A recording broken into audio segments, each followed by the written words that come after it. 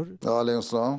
پیارے حضور، بعض ایسے ناصر ہیں جو جماعتی کاموں میں حصہ نہیں لیتے اور مجلسی کاموں میں بھی شامل نہیں ہوتے، ان کو بار بار توجہ دلایا جاتا ہے، تو اس سلسلے میں ہم کون سا لائحہ عمل اختیار کریں؟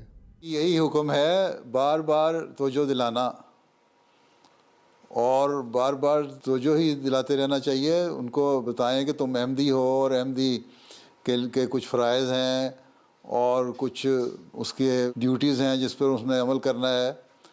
تو یہی حکم ہے ہمیں، ذکر کا حکم ہے ہمیں، نصیحت کرنے کا حکم ہے ہمیں، بار بار توجہ دلانے کا ہمیں حکم ہے، اور یہی حکم حضرت صلی اللہ علیہ وسلم کو اللہ تعالیٰ نے دیا تھا، تو اسی حکم پہ اب ہم نے چلنا ہے۔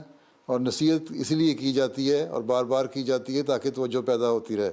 ہمارا کام یہ ہے کہ اپنی طرف سے کوشش کرتے رہنا اور توجہ دلاتے رہنا، چھوڑنا نہیں، جب تک کہ کوئی انسان یہ کہتا ہے کہ میں احمدی ہوں اور جماعت میں شامل ہوں۔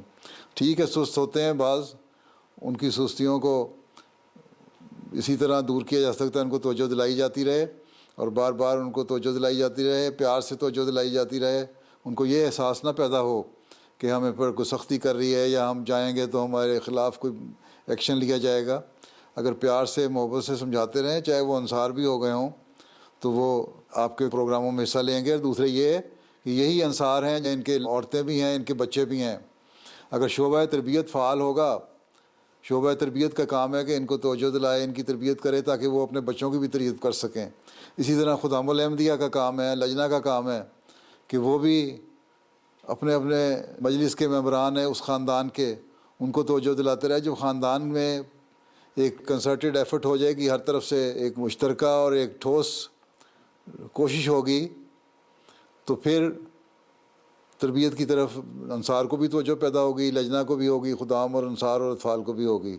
تو یہ تو ایسے لوگ جو بالکل ہی نہیں آتے، پھر اس فیملی کے ساتھ کے تربیت کے لیے انصار، خدام، لجنہ اور جماعتی نظام سب کو مل کے توجہ کرنی چاہیے اور ان کو توجہ دلانی چاہیے۔